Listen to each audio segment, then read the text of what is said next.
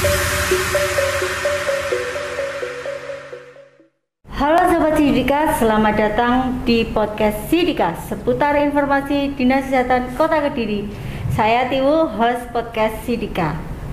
Hepatitis akut yang saat ini dikenal dengan hepatitis akut misterius saat ini sedang viral di seluruh dunia, bahkan juga sampai ke Indonesia. Nah, hepatitis akut ini sendiri sudah dirilis atau WHO sudah berstatement bahwa disebut sebagai KLB atau kejadian luar biasa, dan pertama kali dirilis yaitu pada tanggal 15 April 2022 ini yang terjadi di Inggris dan Irlandia. Nah, Sobat Kediri, jangan sampai panik dan tetap tenang. Kenapa? Karena itu marilah kita mengenal tentang hepatitis akut misterius ini. Saat ini saya sedang bersama narasumber Bapak Dr. Fauzan Adima MKes. Beliau adalah Kepala Dinas Kesehatan Kota Kediri yang saat ini hadir bersama kita semua. Selamat pagi, Dokter. Selamat pagi, Pak Tewo. Bagaimana kabarnya, Dokter, hari ini? Alhamdulillah sehat. Ya. Oleh karena itu, karena ini termasuk baru ya, Dokter, hepatitis akut misterius ini seperti ada pepatah mengatakan tak kenal maka tak sayang. Tapi janganlah disayang, Dokter. Karena kenapa kalau disayang nanti malah semakin banyak. Padahal kan saat ini pandemi belum berakhir. Ya. Nah, Sobat Sidika, kita akan mengenal tentang hepatitis akut misterius saat ini yang sedang viral. Nah, untuk 15 atau 30 menit ke depan kita akan membahas dan mengupas habis apa dan bagaimanakah dengan penyakit hepatitis akut misterius ini. Dokter, untuk hepatitis akut yang disebut misterius ini seperti apakah, Dokter? Ya, jadi untuk hepatitis akut misterius, kenapa disebut misterius? Karena sampai detik ini belum diketahui penyebabnya. Makanya dikenal dengan akut hepatitis of unknown etiology atau etiologi atau penyebab yang belum diketahui, sehingga kita sebut dengan misterius. Nah, hepatitis yang non misterius yang sudah kita kenal, yang sudah kita sayang, karena kenal sayang, itu ada hepatitis A, B, C, dan E. Nah, itu yang sudah kita kenal, sudah kita ketahui. Bahkan untuk hepatitis A dan B di Indonesia sudah diwajibkan balita-balita imunisasi dasar untuk hepatitis A dan B. Nah, yang ini adalah yang misterius karena masih baru. Kalau di mobil mungkin ini varian yang all new. Iya, kayak COVID kemarin ya, Dokter, banyak anak-anaknya sampai cucu-cucunya seperti itu. Cuman diduga penyebabnya ada beberapa kemungkinan. Yang pertama bisa karena adenovirus, yang kedua bisa karena post infection SARS-CoV-2. Tapi sampai saat ini masih belum dipastikan apa penyebab pasti dari akut hepatitis ini. Jadi memang belum diketahui pasti ya, Dokter, untuk penyebabnya ini. Ya. Nah, ini apakah masih ada penelitian dari dunia sendiri? Pasti masih terus berlanjut. Makanya seperti kasus kemarin yang di Tulungagung sudah diambil sampel darahnya, diperiksa, bahkan dikirim ke lab yang di Jakarta. Oh, seperti itu. Bahkan kemarin saya dapat informasi ada kasus yang suspek juga, yang probable. Itu sama lab swasta, bahkan sampelnya sampai dikirim ke Amerika. Oh, seperti itu. Nah, Dokter, tadi kan menyebutkan tentang hepatitis yang lain itu kan sudah ada imunisasinya, Dokter. Nah, untuk hepatitis yang akut misterius ini apakah masih berlaku untuk imunisasi hepatitis yang sebelumnya itu, Dokter? Apakah bisa sebagai penangkal juga untuk hepatitis yang seperti ini? Nggak bisa, karena yang imunisasi itu untuk hepatitis A dan B.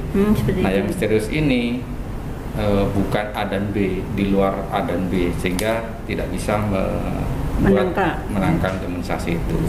Kecuali nanti kalau misalnya penyebabnya ini, etiologinya sudah diketahui, oh ternyata varian A plus misalnya atau B min, atau bisa F jadi gitu ya, bisa jadi ada hubungannya. Nanti kalau terlepas dari A dan B ya tentu tidak bisa memberikan imunitas ke tubuh. Oh, seperti itu. Nah, untuk hepatitis akut misterius ini sendiri, Dokter, untuk tanda gejalanya itu seperti apa? Apakah sama dengan yang A dan B seperti itu? Overall hampir sama lah dengan hepatitis yang biasa ya, yaitu mulai dari demam ringan. Demam ringan itu artinya tidak terlalu demam tinggi seperti demam berdarah gitu ya. Paling suhunya antara 38 atau 39 gitu. Terus yang kedua ada gejala-gejala gangguan pencernaan, mulai dari mual, muntah, bahkan diare atau mencret. Terus yang ketiga ada gejala yang khas dari hepatitis, karena hepatitis ini adalah itis pada hepar atau radang pada hati, ya tentu itu mengganggu bilirubin. Bilirubin ini berpengaruh pada pewarnaan pada feses, sehingga fesesnya lebih pucat. Kemudian air seninya seperti air teh atau kuning pekat seperti itu, dan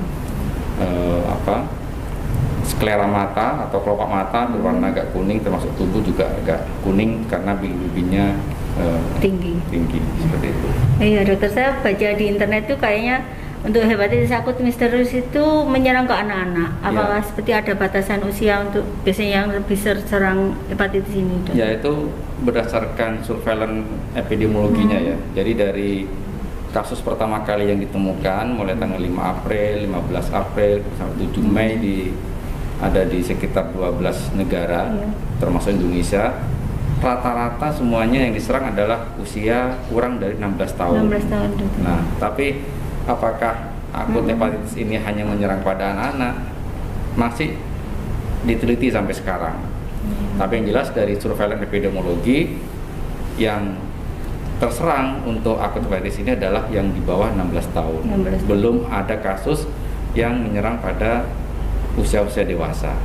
Seperti itu. Nah, dokter, ada yang begini, ada isu-isu seperti ini. Sepertinya apakah ada hubungan antara hepatitis akut misterius ini sama vaksinasi COVID? Soalnya kan ada di internet itu banyak isu-isu yang menyebar saat ini itu loh dokter. Nah dokter jangan dijawab dulu ya. Nah Sobat Sidika, kita akan kembali setelah informasi kesehatan berikut ini.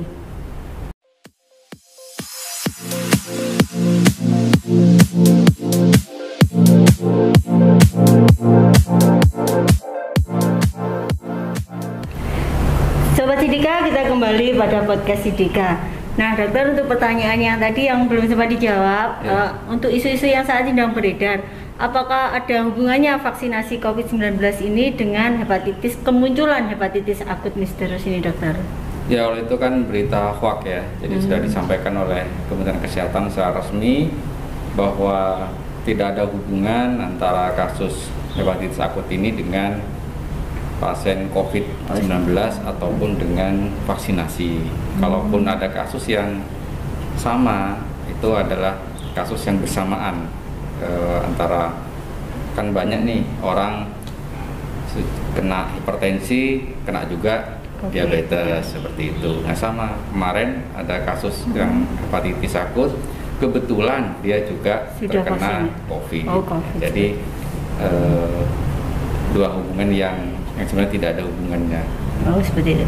Jadi Sobat Sidika, jangan panik, tetap tenang karena bahwa vaksinasi COVID-19 itu tidak ada hubungannya dengan kemunculan hepatitis akut misterius ini. Jadi Sobat Sidika yang belum vaksinasi COVID-19 diharapkan segera vaksinasi COVID-19 karena memang pandemi belum berakhir ya dokter.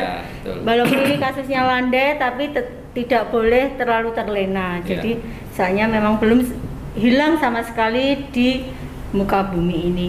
Nah dokter, untuk pengobatan sendiri dari hepatitis akut misterius ini seperti apa dokter? Apakah sama juga dengan yang hepatitis A dan B atau mungkin ada perbedaannya dokter?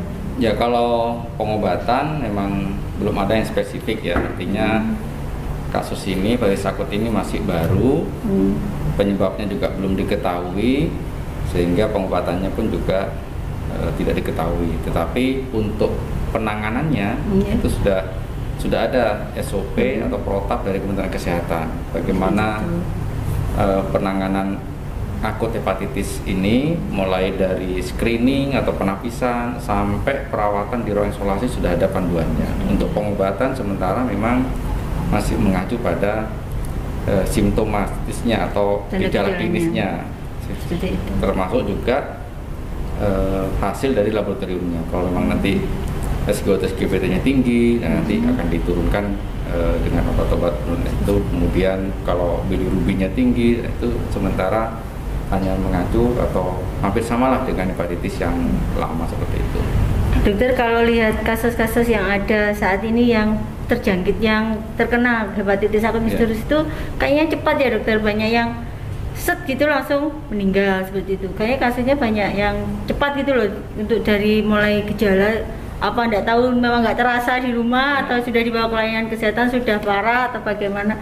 Nah, untuk itu pencegahannya seperti apa dokter, biar Sobat Sidika ini tahu dan bisa melakukan pencegahan terhadap anak-anaknya, terutama karena kasusnya kan banyak terjadi pada anak-anak. Ya, untuk pencegahan saya izin dulu minum dulu ya Pak. Oh iya dokter, biar monggo. Nanti suaranya lebih bagus kan. Iya dokter. Itu ada kopi juga dokter. Iya, biar nanti saya ngasih pencegahan lebih enak didengar suaranya. Iya betul.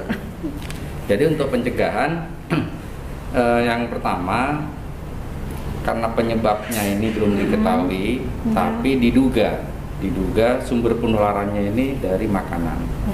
Maka pencegahan tentu berorientasi pada makanan ini. Yang pertama, perilaku hidup bersih dan sehat atau PHBS ya. Dengan PHBS ini salah satunya adalah mencuci tangan sebelum makan. Dengan sabun. Karena ya dengan 6 langkah ya kalau tidak salah. 6 langkah. Karena dengan tangan yang suci, ya tangan yang bersih, yang sudah steril, makanan yang kita pegang, yang masuk ke dalam mulut kita, mudah-mudahan juga bisa bersih, tidak terkontaminasi. Yang kedua, selain tangan, peralatan makan, misalnya kalau menggunakan sendok atau menggunakan piring atau menggunakan apapun itu yang berhubungan dengan makanan, ya harus dipastikan itu bersih, kalau bisa steril. Kemudian yang ketiga, ya hindari jajan atau makanan di luar yang kita tidak tahu pasti apakah makanannya itu bersih, sehat, atau alat peralatan makannya itu bersih atau sehat atau steril, kita kan tidak tahu. Kecuali kalau bisa kita memastikan, silahkan. Tapi kalau tidak bisa memastikan, ragu-ragu, mending di take away atau dibungkus bawa pulang atau ditahan dulu lah, seleranya ditahan dulu. Jadi kayak puasa. Iya, masak di rumah.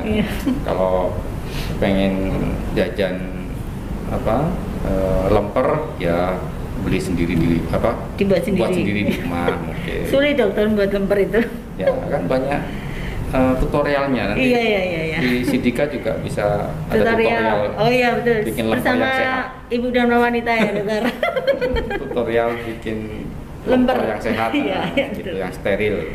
Terus yang berikutnya adalah hindari berenang di kolam-kolam renang umum ya. Karena kita tidak tahu airnya itu sudah tercemar atau tidak, karena ya takutnya atau khawatirnya ada anak yang menderita hepatitis akut ikut berenang di situ pipis, nah kita juga airnya keminum bisa tertular, atau air liurnya juga bisa mengkontaminasi air berenang tersebut. Mungkin pencegahan. Itu kalau dari segi makanan dokter, mungkin dari segi yang lain misalnya tetap kita kan pakai masker atau apa, jarak seperti itu tetap masih kita berlakukan atau tidak? Ya, kalau untuk masker, protokol kesehatan ini kan untuk COVID ya, karena penularan COVID melalui saluran udara, mulai dari saluran pernafasan, maka kita tutup masker untuk hidung. Tapi kalau yang hepatitis ini kan lewat makanan, ya dari makanan dari tangan itu ya. Dokter, untuk dinas kesehatan sendiri, tindakan yang sudah dilakukan untuk pencegahan ini seperti apa dokter? Nah, untuk dinas kesehatan yang pertama tentu promotif dan preventif, karena ini cara yang paling efektif untuk mencegah sebuah penyakit atau sebuah wabah. Promosi seperti ini sekarang kami lakukan di Sidika ini, podcast seperti ini. Kemarin kita juga sudah sosialisasi ke anak-anak sekolah dasar di Kota Giri, kemudian sosialisasi ke guru-guru sekolah-sekolah dasar juga sudah kami lakukan.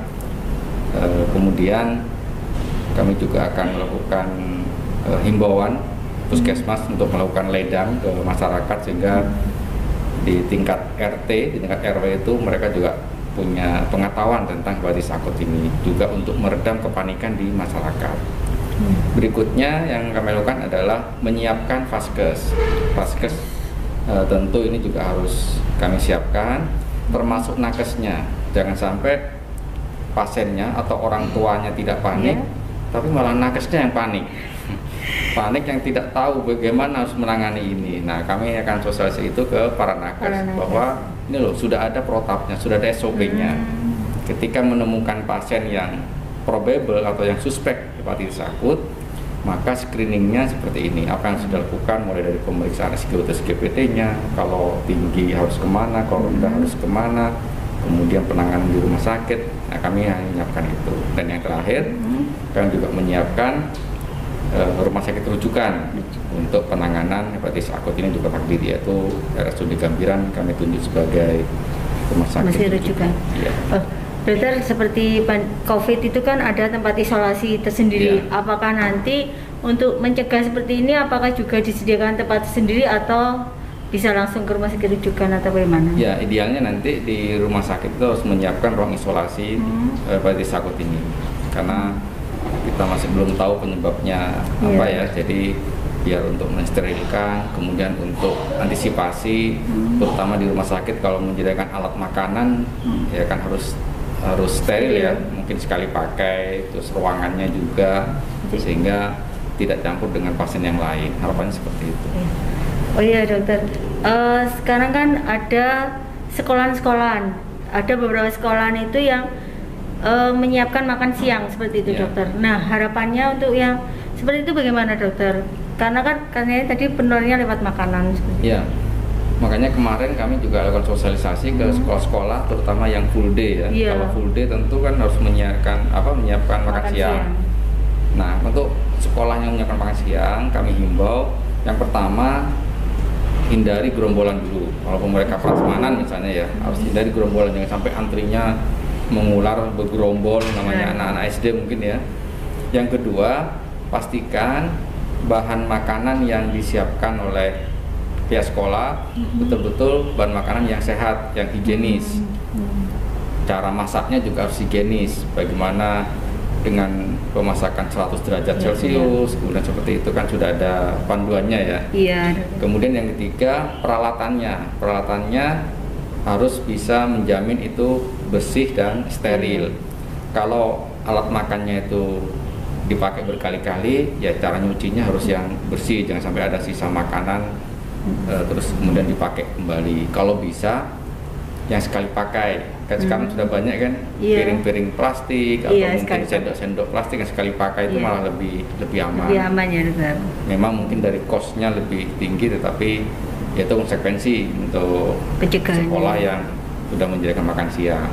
Nah, kemudian untuk yang tidak menyediakan makan siang atau anak-anak membawa bekal sendiri dari rumah, ya pastikan bekal yang dibawa oleh anak-anak itu atau alat-alat yang dibawa oleh anak-anak itu tidak sampai bertukar dengan koncone sama temennya. Kadang kan SD tuker-tukeran lauk itu. Ya, itu dihindari, saya pihak sekolah bisa mengawasi itu. Seperti itu dokter.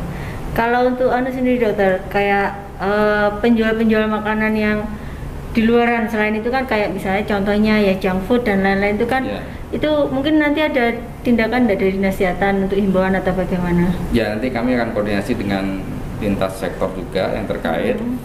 Tetap kita akan memberikan himbauan makanan yang non kemas. Kalau yang kemasan kan sudah pasti ya, sudah ada. Kalau yang non kemas ya kami himbau untuk betul-betul bersih dan steril. Kemudian kami akan himbau kepada produsen makanan atau restoran untuk menyiapkan take away-nya itu kalau bisa dibawa pulang, tidak makan di tempat. Ini untuk menjamin kebersihan dari peralatan makannya. Tapi kalau restoran atau rumah makan tersebut bisa menjamin kebersihan atau higienitas dari peralatan tersebut, ya monggo nggak apa-apa, nanti kami akan melakukan pengawasan dan Iya dokter. Nah, ini yang terakhir dokter. harapannya dokter terhadap Sobat Sidika atau masyarakat ini seperti apa untuk dalam kasus pencegahan ataupun penanganan hepatitis akut misterius ini, dokter? Iya, tentu harapannya hepatitis akut ini yang lagi melanda dunia tidak sampai ke kota Kediri atau tidak sampai ke Kediri sekitarnya lah, sehingga kita semua bisa aman, bisa terbebas dari penyakit hepatitis akut ini. Yang kedua, kami berharap juga media-media seperti ini, seperti Sidika, seputar informasi kesehatan, kemudian mungkin nanti dari puskesmas ada medsosnya atau rumah sakit juga menyediakan acara seperti ini untuk terus sosialisasi ke masyarakat, kepada netizen, kepada followersnya dengan materi-materi yang up to date seperti ini. Kalau sekarang lagi tren hepatitis, ya informasikan hepatitis. Nanti kalau mereka butuh informasi dari Dinas Kesehatan, ya kita akan menyiapkan materinya. Silahkan disiarkan secara masif ke masyarakat. Jadi promosi ini, promosi kesehatan ya, bisa berjalan maksimal dan bisa masif untuk seluruh kota Kediri.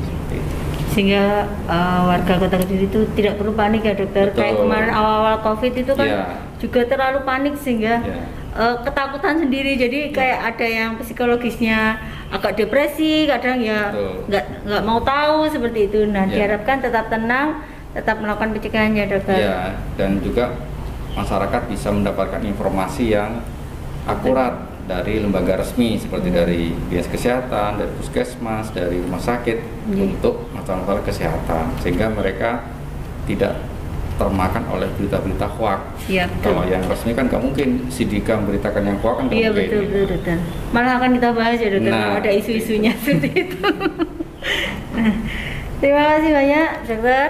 Ya, sama-sama. Nah, Sobat Sidika, itu tadi penjelasan dari Dr. Fauzan tentang hepatitis akut misterius saat ini. Memang hepatitis akut misterius itu disebabkan oleh virus ya, dokter, oleh virus, dan itu memang sangat berbahaya. Sama dengan COVID juga disebabkan oleh virus dan juga sangat berbahaya. Jadi pintar-pintarlah dan cerdaslah Sobat Sidika dalam mengantisipasi sehingga tidak perlu panik. Tetap tenang, tetap lakukan protokol kesehatan, pencegahan, PHBS, dan lain sebagainya. Nah, demikian kebersamaan kita Sobat Sidika. Kalau ada pertanyaan atau yang kurang jelas, silahkan chat di kolom komentar pada YouTube Dinkes Kota Kediri ataupun di IG atau Instagramnya Dinkes_Kota Kediri dan juga pada Facebook Dinkes Kota Kediri. Nah, Sobat Sidika tetap ikuti YouTube-nya Dinkes Kota Kediri dan juga follow Instagram Dinkes_Kota Kediri dan Facebook Dinkes Kota Kediri. Nah, terima kasih, tetap tenang dan tetap sehat dan salam germas. Sehat, bugar, produktif, ceria. Selamat pagi. Assalamualaikum warahmatullahi wabarakatuh. Waalaikumsalam. Terima kasih, dokter.